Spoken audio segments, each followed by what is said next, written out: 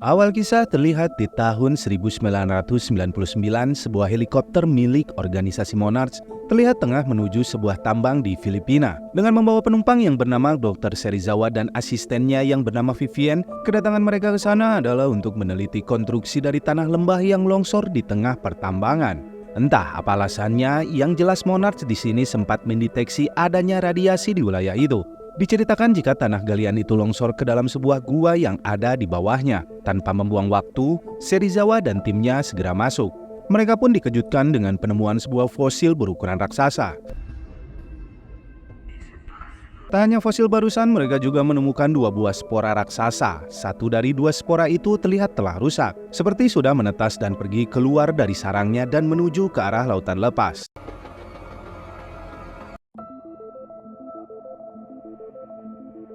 Di wilayah lain di Janjira, sebuah pulau di negara Jepang, kita diperkenalkan dengan sebuah keluarga dari seorang insinyur nuklir bernama Joe Brody dengan istrinya Sandra dan juga Ford sebagai anak tunggal mereka. Pagi itu Joe mendapat sebuah kabar dari salah satu anak buahnya tentang sebuah kejadian aneh di tempat kerjanya. Karena terdengar cukup penting, maka mereka berdua pun berangkat ke tempat kerja, sebuah pusat instalasi nuklir di Janjira. Sandra yang juga bekerja di sana kemudian segera membentuk sebuah tim untuk meneliti TKP kejadian. Sementara suaminya Joe diberitahukan jika di sana baru saja terjadi sebuah gempa yang tidak biasa. Tak berselang lama gempa itu pun kembali terjadi. Hingga Joe mau tak mau harus mematikan semua generator nuklir yang ada di tempat itu. Sayangnya di sini Sandra yang telah berada di dalam sana mendapati adanya kebocoran nuklir di tempat tersebut. Dengan perasaan was-was, Joe terus menunggu Sandra di pintu masuk. Namun Sandra yang sadar jika ia dan timnya tak mungkin selamat, kemudian memerintahkan suaminya untuk menutup pintu itu agar radiasi tidak menyebar ke seluruh kota.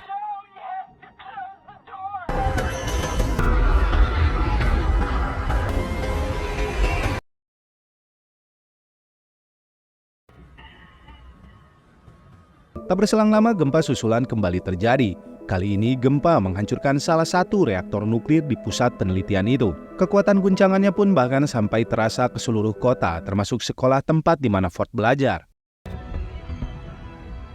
15 tahun kemudian, Ford dewasa kini telah menjadi seorang prajurit, hidup bahagia dan telah menikah dengan seorang wanita bernama Elle. Mereka juga telah dikaruniai seorang anak bernama Sam. Di saat Ford dan istrinya tengah menikmati kehangatan sebuah keluarga, tiba-tiba telepon berdering.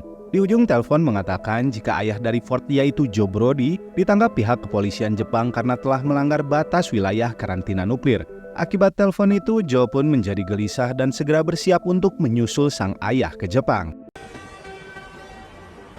Tiba di Jepang, Ford pun segera menjemput ayahnya di kepolisian Tokyo dan menjamin agar sang ayah bisa dibebaskan. Sang ayah kemudian membawa putranya itu ke tempat tinggalnya, sebuah rumah kecil dengan dinding dipenuhi kliping berita tentang insiden kebocoran nuklir 15 tahun yang lalu.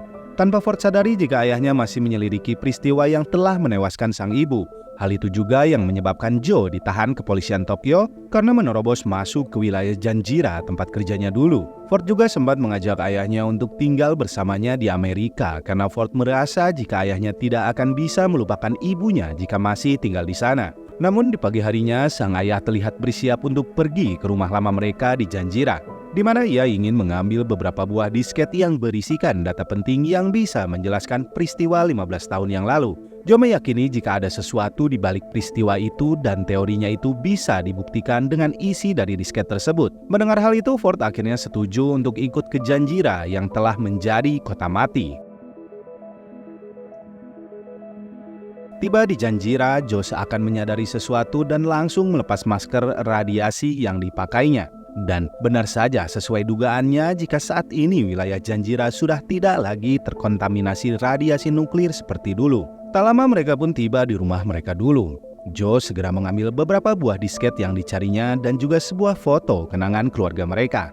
Dari arah luar terdengar suara helikopter yang menandakan jika ada aktivitas manusia di tempat kerja ayahnya dulu. Namun, Joe dan Ford tidak menyadari jika dari arah belakang mereka beberapa orang prajurit keamanan muncul dan langsung menodongkan senjata ke arah mereka. Mereka pun langsung diamankan ke sebuah mobil dan dibawa ke pusat penelitian nuklir tempat dulu Joe bekerja. Tiba di sana mereka dikejutkan dengan sebuah penampakan benda asing yang sangat besar dan mengeluarkan cahaya. Di tempat itu, Dr. Serizawa juga terlihat tengah meneliti benda asing tersebut. Tak lama ia diberitahukan jika para prajurit keamanan telah menangkap 2 orang yang dulu pernah bekerja di tempat itu. Karena penasaran, Serizawa bergegas untuk menemui Joe, yang mana Joe lebih penasaran dengan apa yang telah terjadi di tempat itu, terutama penyebab dari kebocoran gas yang menewaskan istrinya 15 tahun yang lalu. Ia juga menceritakan tentang sebuah gelombang elektromagnetik yang dulu ia temukan saat masih bekerja di sana. Serizawa yang mendengar semua cerita dari Joe itu pun akhirnya menyadari jika benda asing yang sedang ia teliti saat ini telah memakan reaktor nuklir selama 15 tahun. Tak disangka gempa kembali terjadi, namun tak ada kebocoran radiasi, yang mana hal itu semakin meyakinkan Serizawa jika benda itu telah menyedot habis semua reaktor nuklir yang ada di sana. Ia memprediksi jika benda asing yang ternyata adalah sebuah kepompong itu akan segera menetas. Tak ingin itu terjadi, Serizawa menyuruh para pekerja untuk segera menghancurkannya dengan gelombang listrik bertegangan tinggi. Namun, tiba-tiba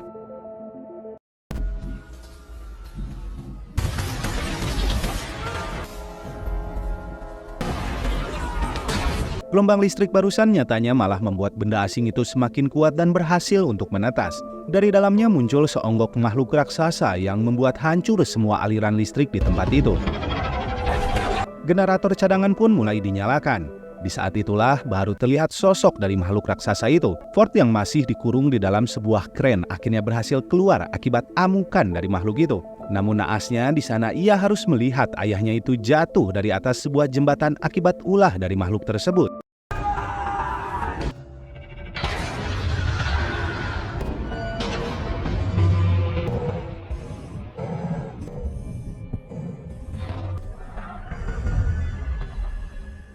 Kejadian tadi malam membuat tempat itu hancur berantakan. Jasad dari para pekerja pun tergeletak di mana-mana.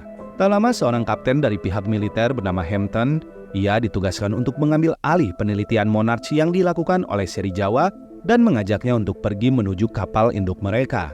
Sebelum pergi, Serizawa meminta Joe dan Ford untuk ikut sebagai tim untuk membantunya dalam meneliti makhluk tersebut. Sayang di tengah perjalanan, Joe yang mengalami luka serius harus menghembuskan nafas terakhirnya.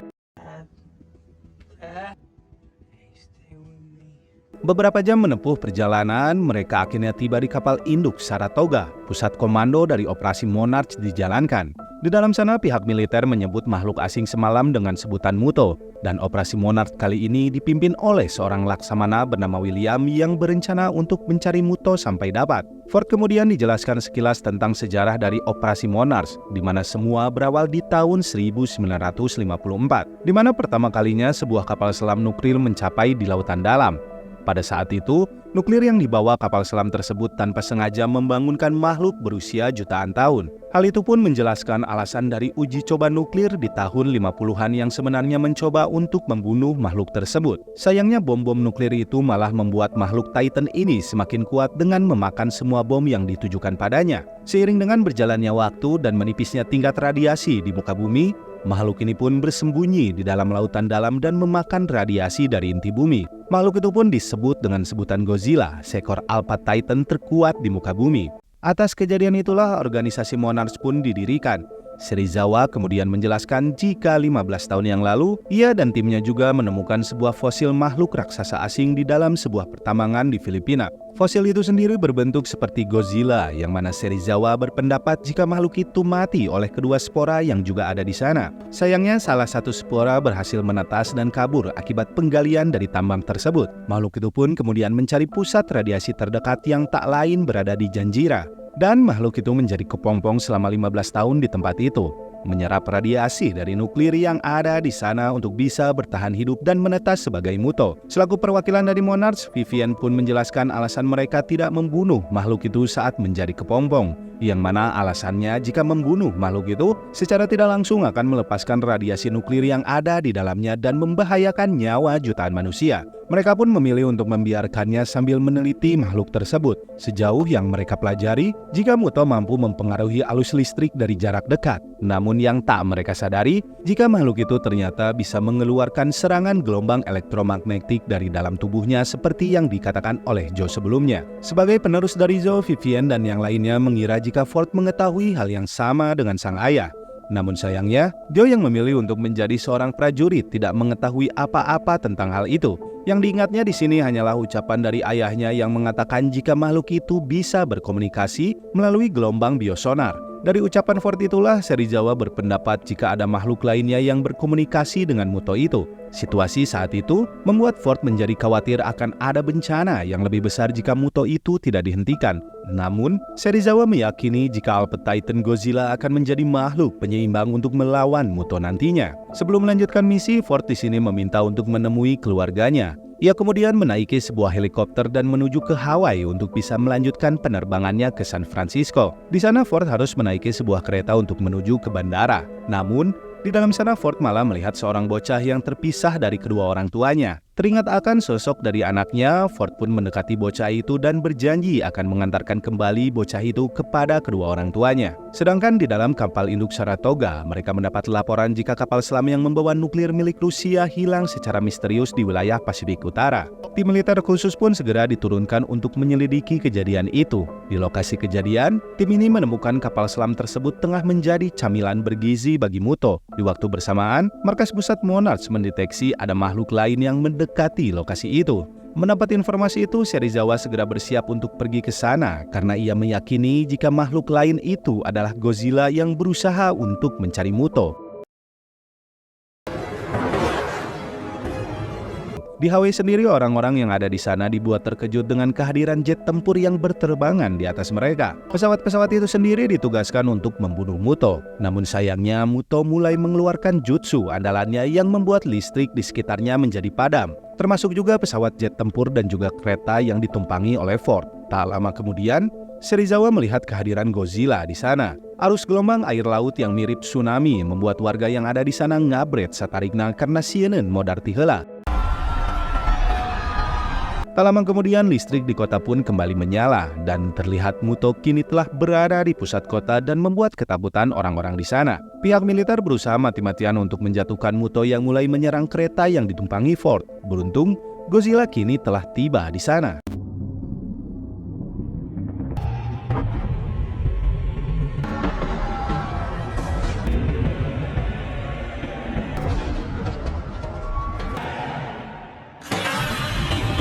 Kejadian malam itu membuat tempat itu hancur berkeping-keping. Ford berhasil membawa anak yang tadi malam kembali ke orang tuanya. Di sana Ford baru menyadari jika banyak pasukan yang ditugaskan untuk memburu monster tersebut. Sementara itu, pihak Monarch baru menyadari jika makhluk yang diajak berkomunikasi oleh Muto bukanlah Godzilla. Serizawa menduga jika ada monster lain pada komunikasi mereka. Ia berasumsi jika spora 15 tahun yang lalu yang dilihatnya bisa jadi adalah makhluk lain yang melakukan komunikasi dengan Muto saat ini. Dengan cepat ia memerintahkan para pasukan yang bertugas untuk mencari makhluk itu di fasilitas limbah nuklir yang berada di Nevada, Amerika Serikat.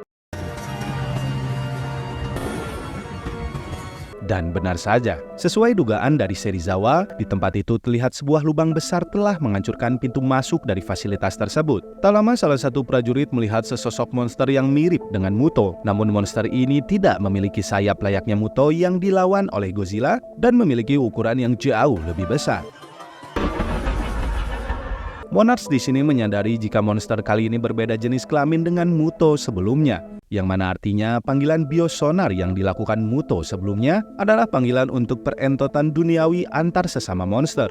Menyadari jika monster ini mencari lokasi radiasi lainnya untuk berkembang biak, petinggi Monarch akhirnya menyusun sebuah rencana, yakni dengan memancing Muto agar bertemu dengan Godzilla. Selanjutnya pihak militer akan menjatuhkan bom nuklir untuk membunuh mereka di satu tempat. Vivien di sini sempat menyebut jika rencana itu akan sia-sia, mengingat para monster ini menjadikan radiasi sebagai sumber makanan mereka. Sementara Serizawa tidak setuju akan rencana itu, karena dinilai akan membahayakan nyawa jutaan manusia. Ia meyakini jika Godzilla sebagai Titan penyeimbang dunia akan membereskan Muto dan membunuhnya. Sayangnya William tidak setuju dan tak ingin hanya berdiam diri menyerahkan takdir umat manusia di tangan Alpha Titan itu. Ia di sini tetap pada rencananya untuk menjatuhkan bom nuklir untuk membunuh para monster itu.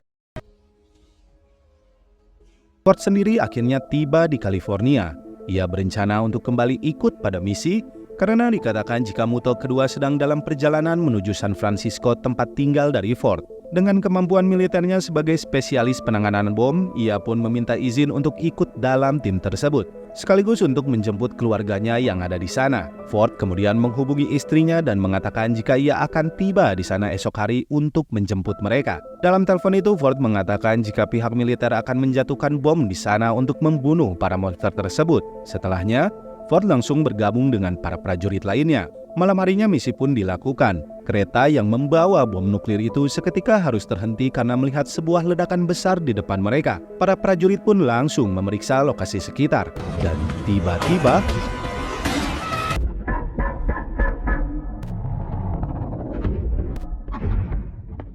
iya, seekor Muto muncul di belakang mereka dan berniat untuk mengambil nuklir di dalam kereta.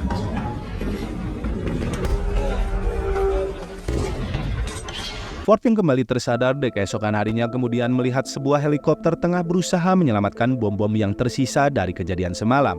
Salah satu prajurit yang melihat Ford masih hidup kemudian membawanya untuk kembali ke markas. Bom yang tersisa rencananya akan kembali mereka jatuhkan di Teluk San Francisco sebelum terlebih dulu memancing Muto ke sana. Akibatnya seluruh penduduk kota harus dievakuasi, termasuk juga Elle yang memasukkan anaknya Sam ke dalam rombongan itu. Sedangkan dirinya sendiri memilih untuk tetap tinggal sebagai perawat sembari menunggu kedatangan Ford. Namun sayangnya pihak Monarch baru menyadari jika kedatangan Godzilla nanti akan melewati sebuah jembatan yang menjadi jalur dari evakuasi warga. Militer pun langsung ditugaskan untuk berjaga di sana demi mengamankan jalur evakuasi tersebut dari para monster. Sayang upaya itu tidak berhasil. Godzilla yang tiba di sana langsung menerobos dan merusak jembatan tersebut. Beruntung sopir bis yang ditumpangi oleh Sam berhasil kabur dan lolos dari sana. Melihat hal itu, pihak militer segera mempersiapkan bom nuklir untuk ditembakkan. Sayangnya, serangan gelombang elektromagnetik kembali terjadi. Semua listrik dan kendaraan pun mati, termasuk pesawat tempur dari pihak militer yang kehilangan navigasi. Tiba-tiba Muto muncul dari arah atas dan mulai ngadoja alias mengamuk menghancurkan apapun yang ada di dekatnya. Makhluk itu kemudian membawa bom nuklir tersebut pergi dari sana. Tak lama, muncul Muto betina dari kejauhan. Muto jantan itu pun langsung memberikan bom nuklir tersebut kepada Muto betina.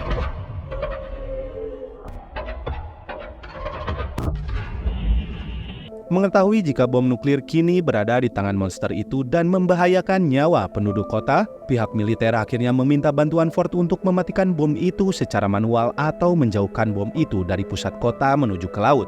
Setelah mendapatkan instruksi, Ford pun segera berangkat bersama timnya. Sementara itu di pusat kota, Muto jantan menghadang kedatangan dari Godzilla. Pertarungan para Titan tak lagi bisa dihindarkan.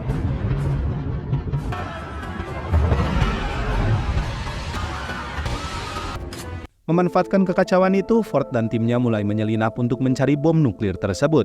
Semua tim pun disebar di pos mereka masing-masing. Setelah tiba di lokasi itu, Ford melihat jika Muto betina tengah mengeluarkan telur-telurnya dan mulai membuat sarang di dekat bom itu. Beruntungnya Godzilla tiba-tiba muncul dan mulai menyerang Muto betina itu.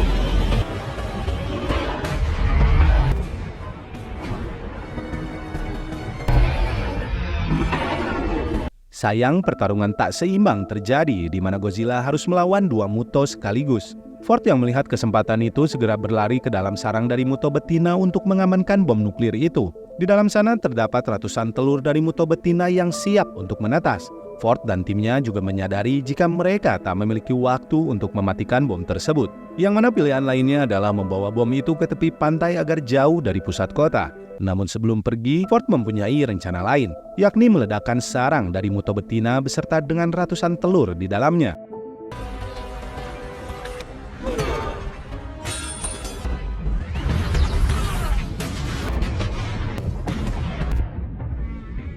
Ledakan barusan ternyata disadari oleh Muto betina yang langsung berusaha mengejar Ford dan timnya. Beruntung Godzilla kembali berhasil menyerangnya dengan heos api biru miliknya. Namun dari arah belakang, tiba-tiba Muto jantan muncul dan menyerang Godzilla. Pertarungan kembali terjadi.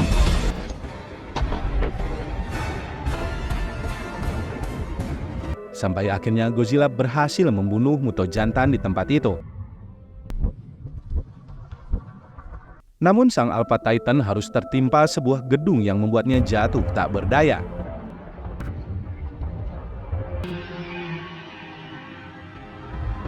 Sementara itu, Muto betina yang berhasil selamat menyadari para prajurit yang membawa bom ke pantai dan mulai mengejar mereka. Tak ada pilihan lain, para prajurit ini pun harus mempertahankan diri dari serangan Muto betina.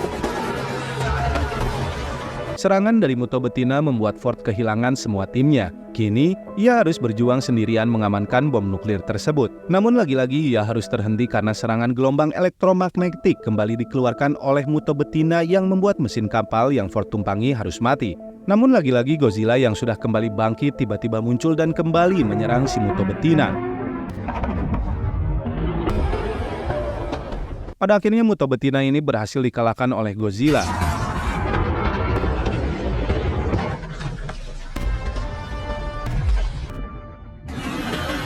Kapal yang membawa bom itu pun mulai kembali menyala dan menuju ke lautan lepas untuk membuang bom tersebut. Tak lama sebuah helikopter pun muncul untuk membawa Ford pergi dari sana tepat sebelum bom itu meledak. Pertarungan semalam ternyata membuat Godzilla kehabisan seluruh tenaga dan terbaring lemas di tengah kota. Para warga mengira jika Godzilla telah mati. Namun di saat Serizawa datang untuk mendekatinya, sang Alpha Titan kembali bangkit. Sementara itu Ford sendiri berhasil bertemu dengan putranya Sam di kamp penampungan itu. Ford kemudian menunggu kedatangan istrinya. Tak lama Ele pun muncul dan keluarga mereka kembali bersatu. Para warga yang melihat jika Godzilla masih hidup kemudian mulai bersorak dan menyebut jika Godzilla adalah raja dari para monster yang berhasil menyelamatkan kota mereka. Dan film pun tamat.